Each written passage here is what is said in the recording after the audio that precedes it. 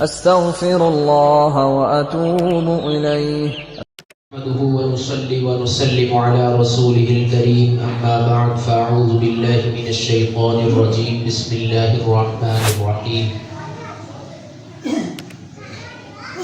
ووصينا الإنسان بوالديه إحسانا صدق الله العظيم صلى الله عليه وسلم.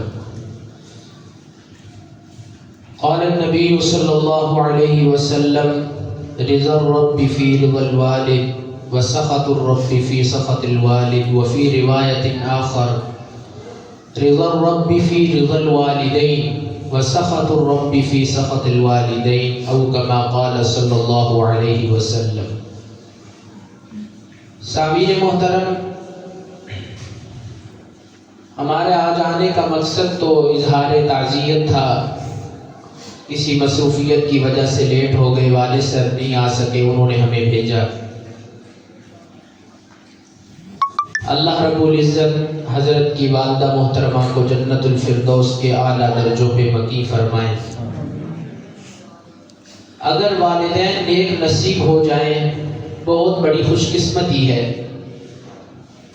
نماز کے دوران یہ خیال بغیر سوچے میرے ذہن میں آیا کہ وہ ماں باپ بھی بڑے خوش قسمت ہوتے ہیں کہ جن کی اولادیں مصلی سنبھال لیتی ہیں، مسجدوں کے وارث بن جاتے ہیں. اسی حوالے سے چند باتیں آپ کے سامنے عرض کروں گا. روٹین سے تو آپ کا درس حدیث ہے، لیکن میں درس قرآن و حدیث دونوں آپ کے سامنے ملا کے بیان کروں گا. حضرت لقمان حکیم کو اللہ نے بڑا مقام و مرتبہ عطا کیا کہ حضرت لقمان کی نصیحتیں جو ان کے بیٹے کے لیے تھیں اللہ کو اتنی پسند آئیں کہ اللہ نے قرآن کے دامن میں انہیں جگہ عطا کر دی. یعنی اللہ قدردان ذات ہے. کسی کی محنت، کسی کے اچھے کام کو اللہ رائگاں نہیں جانے دیتے. تو دین کے خدام جتنے بھی ہیں اللہ کی طرف سے انشاءاللہ ثم انشاءاللہ ہماری دین کی خدمتیں رائگاں نہیں جائیں گی اگر ہمارے دل میں اخلاص ہوا تو. یہاں میں ایک بات سنا کے پھر ایک بات عرض کروں گا. وقت آپ کا پتہ نہیں کتنا ہے لیکن 2-4 منٹ ہوگا. حدیث پاک میں آتا ہے کہ انسان اللہ سے کوئی دعا مانگتا ہے نا، اس کی دعا قبول ہوتی ہے. مثال کے طور پہ ایک بندہ کہتا ہے یا اللہ مجھے اپنا مکان دے دے، یا تو وہ مکان مل جاتا ہے یا اللہ رب العزت اس کے بدلے کسی اور چیز میں حکمت رکھ کے اسے کوئی اور نعمت دے دیتے ہیں، مکان نہیں دیتے. یا اللہ تعالیٰ مکان بھی نہیں دیں گے، اس کے بدلے کچھ نہیں دیں گے. اللہ رب العزت اس مانگی ہوئی دعا کے بدلے بندے کی کوئی تکلیف اور مصیبت جو آنے والی ہے اس کو ٹال دیں گے. اور چوتھی صورت یہ ہے کہ بندے نے مانگی کوئی دعا، پہلی 3 صورتوں میں سے کچھ نہیں ہوا، نہ وہ ملا، نہ اس کے بدلے کچھ ملا، نہ تکلیف ٹلی، بلکہ اللہ اسے ذخیرہ کر لیتے ہیں. قیامت کے دن اس دعا کے بدلے اللہ جنت میں اعلیٰ مکان دیں گے. اور بندہ کہے گا یا اللہ یہ کیسے؟ اللہ کہے گا فلاں دعا مانگی تھی مولا، میں نے وہ بھی نہیں دی، اس کے بدلے بھی کچھ نہیں دیا، نہ تکلیف تیری دور کی. چل اس دعا کے بدلے جنت کا فلاں درجے کا مہمان بن جا، وہاں کا مقیم بن جائے. تو میں سمجھانا کیا چاہتا ہوں کہ اللہ کے دربار میں اخلاص ہو تو بندے کی کوئی محنت، کوئی نیک عمل رائگاں نہیں جاتا، اللہ ضرور قبول کرتے. تو حضرت لقمان حکیم نے اپنے بیٹے کو نصیحت کی تو اللہ کو اتنی پسند آئی کہ اللہ نے قرآن کے دامن میں جگہ دی. لیکن حضرت لقمان کی ان نصیحتوں میں والدین سے حسن سلوک کا تذکرہ کوئی نہیں تھا. تو اللہ پاک نے پھر بیچ میں اپنی طرف سے حکم دیا وَوَصَّيْنَا الْإِنسَانَ بِوَالِدَيْهِ، کہ ہم نے اپنے حکم کے ساتھ یہ چیز نمایاں اور واضح کر دی ہے کہ والدین سے حسن سلوک سے پیش آنا. یہ کیوں اللہ نے ایسے کیا؟ اشارہ اس طرف کر دیا کہ لقمان کی نصیحتیں دیکھو، عقیدہ نظر آئے گا، عمل نظر آئے گا، تصوف نظر آئے گا، اور اسی طرح للہیت نظر آئے گی، معاشرے میں کیسے چلنا ہے سب کچھ نظر آئے گا. لیکن تم عقیدے میں جتنے بھی اعلیٰ بن جاؤ، تم عمل میں جتنے بھی آگے نکل جاؤ، معاشرت میں جتنے بھی آگے نکل جاؤ، جب تک والدین سے حسن سلوک نہیں تو تم ایک اچھے انسان شمار نہیں ہو سکتے۔ والدین کے ساتھ حسن سلوک سے پیش آنا۔ اور دوسری بات، حضرت لقمان نے ذکر کیا لا تشرک باللہ، بیٹے شرک نہیں کرنا، نہ اللہ کی ذات میں، نہ صفات میں، نہ خفی نہ جلی، کسی طرح کا شرک نہیں کرنا۔ اور آگے اللہ نے والدین کا ذکر کر کے بتا دیا کہ والدین کا کتنا مقام ہے۔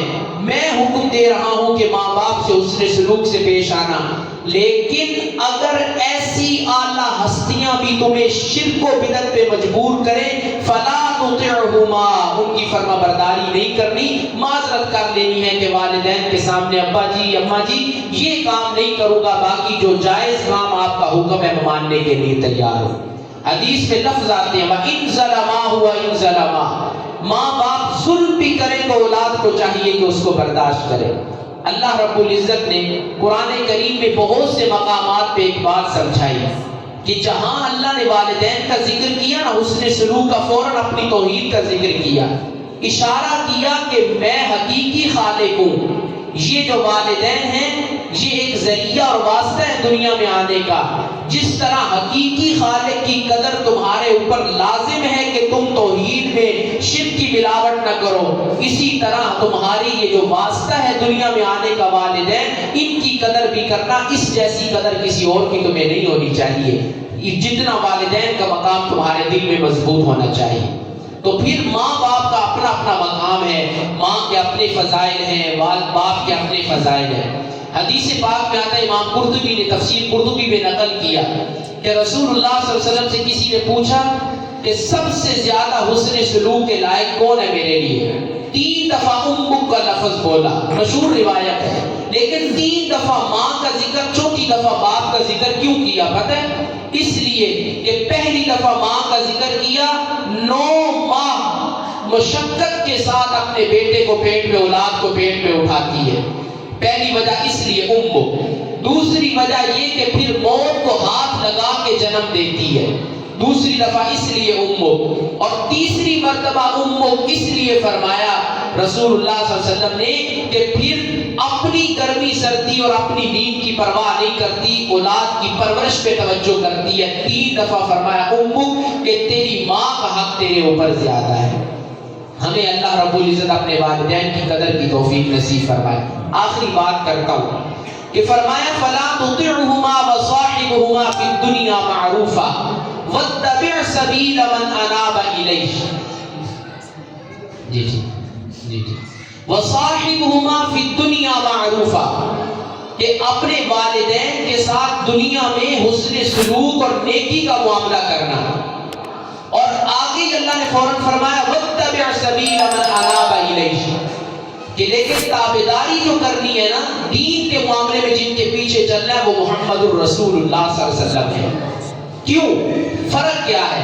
فرمایا وصاحبهما فی الدنیا معروفا بجسمی، امام کو تفسیر امام راضی نے نقل کیا کہ اپنے جسمانی لحاظ سے ماں باپ کے پیچھے چلو، اور جہاں دین آئے، عقل کی بات آئے، وہاں واتبع سبیل من اناب الیہ، رسول اللہ کے پیچھے چلنا ہے۔ کیوں؟ اشارہ کس طرف کر دیا؟ اشارہ کر دیا ماں باپ ظلم بھی کریں، ماں باپ تمہارے مزاج کے خلاف کوئی بات بھی کہیں، ان کی بات ماننی ہے۔ ہاں خلاف شریعت بات ہے وہ اور چیز ہے، وہاں معذرت کرو، لیکن اگلی بات، اگر ایسے ماں باپ مل جائیں جو تمہاری جسمانی پرورش بھی کریں اور ساتھ ساتھ وہ شریعت کے دائرے میں رہ کر روحانی پرورش کریں، تو یہ نور علی نور ہو جاتا ہے کہ اپنی اولاد کی جسمانی پرورش بھی کی اور ساتھ ساتھ اپنی اولاد کو دین کی طرف لگایا، حافظ قرآن بنایا، عالم دین بنایا، مسجد و مدرسے کا وارث بنا دیا، دل میں دین کا جذبہ پیدا کر دیا۔ تو یہ 2 چیزیں اگر اکٹھی ہو جائے تو پھر تو کیا ہی کہنے۔ اللہ رب العزت نے یقیناً ہمارے ان 2 بھائیوں کو اس نعمت سے نوازا کہ ان کے والدین نے دین کی طرف لگایا، اور یہ اس رہنمائی کو دل پہ سما کر اپنے دل پہ مضبوط کر کے اسی راہ پہ چلے ہیں۔ اور آج میں مصلی رسول نسبت اس طرف ہے، میں بیٹھ کے آج آپ کی مسجد میں کہتا ہوں میرے ان دو بھائیوں کا لمحہ لمحہ دین پہ جو گزر رہا ہے والدین کے لیے اصال ثواب ہے. اللہ رب العزت حضرت کی والدہ محترمہ کو جنت میں اعلیٰ مقام نصیب فرمائے. اب یہ آیت ہے میں اس کا ترجمہ کر دیتا ہوں ذرا سنیے گا. وَوَصَّيْنَا الْإِنسَانَ بِوَالِدَيْهِ حَمَلَتْهُ أُمُّهُ وَهْنًا عَلَى وَهْنٍ. کہہ دو سبحان اللہ. وَوَصَّيْنَا الْإِنسَانَ بِوَالِدَيْهِ حَمَلَتْهُ أُمُّهُ وَهْنًا عَلَى وَهْنٍ وَفِصَالُهُ فِي عَامَيْنِ أَنِ اشْكُرْ لِي وَلِوَالِدَيْكَ. رب تعالیٰ نے فرمایا ہم نے حکم دیا ہے انسان اپنے والدین کی قدر کیا کرنا. یہ ہماری طرف سے تیرے اوپر حکم ہے. یہاں ایک بڑی پیاری تفسیری بات سناتا ہوں گجرانوالہ کے لوگوں. رب تعالیٰ کی ذات تو ایک ہے, اس کا کوئی شریک نہیں, لیکن اللہ قرآن کریم میں بعض مقامات پر اپنے ذات کے بارے میں جمع کا لفظ بولتے ہیں. وَوَصَّيْنَا ہم نے حکم دیا. اگر ایک کے لیے ہوتا تو یہاں ہونا تھا وَصَّيْتُ, لیکن کبھی کبھی اللہ اپنی ذات کے بارے میں جمع کا لفظ بولتے ہیں. اب دل میں سوال آیا مولا تو ایک ہے لیکن تو نے اپنے بارے جمع کا لفظ کیوں بولا؟ لیکن مفسرین کرام نے کتنا پیارا جواب دیا. بعض اوقات رب تعالیٰ اپنی ذات کے بارے میں جمع کا لفظ بول کے اپنی عظمت کی طرف اشارہ کرتے ہیں, جیسا کہ فرمایا أَلَمْ نَشْرَحْ لَكَ صَدْرَكَ وَوَضَعْنَا عَنْكَ وِزْرَكَ الَّذِي أَنقَضَ ظَهْرَكَ وَرَفَعْنَا لَكَ ذِكْرَكَ. یہاں اللہ نے اپنے بارے وَرَفَعْنَا جمع کہہ کر اپنی عظمت کی طرف اشارہ کیا.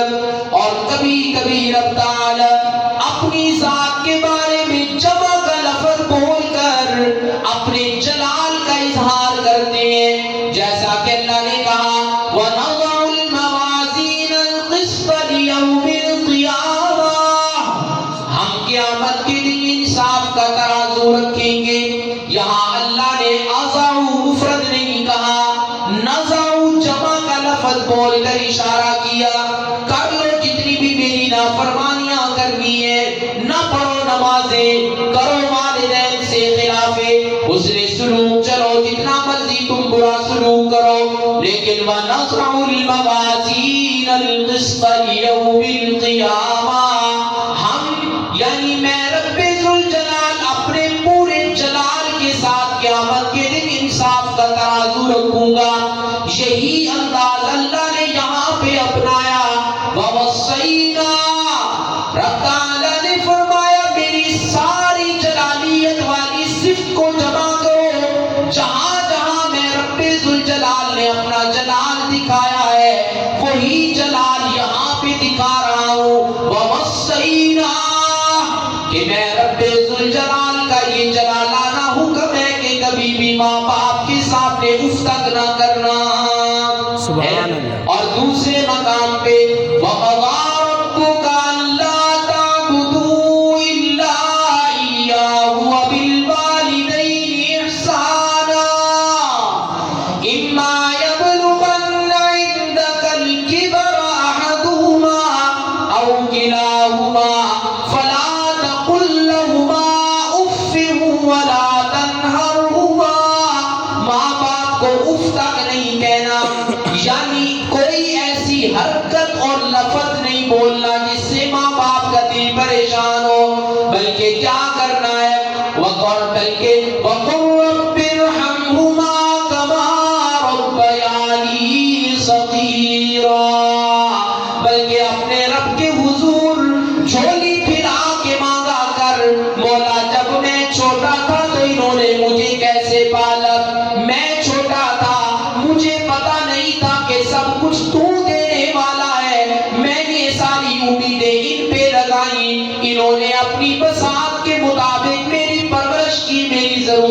بات پوری کی. یا اللہ جس طرح انہوں نے مجھ پر رحم کیا چھوٹے ہوتے ہوئے, رب ارحمہما کما ربیانی صغیرا, مولا اسی طرح تو بھی انہیں اپنی رحمت کی لپٹ میں ضرور لے لینا.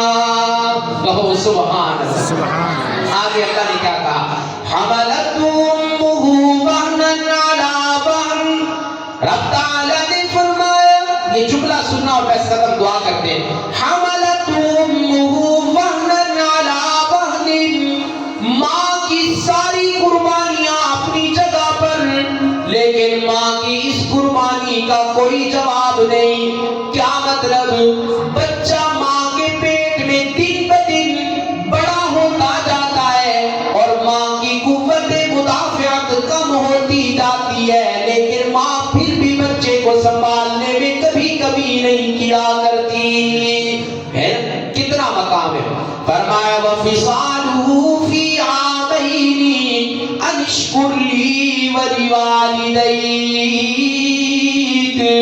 اپنے ماں باپ کے احسانات کو یاد رکھ کے, اپنے ماں باپ کے احسانات کو ذہن میں رکھ کے ان کا شکریہ ادا کیا کرو نا. باپ کی بات مانا کرو نا, ماں کے قدموں کو چوما کرو نا. یقین جانیے نبی کے بعد سب سے زیادہ تیزی سے جس ذات کی دعا اللہ قبول کرتے ہیں نا, وہ باپردہ خاتون ہماری ماں کی دعا اللہ قبول کیا کرتے ہیں. انشاءاللہ پھر کسی موقع پہ جی اللہ رب العزت ہمیں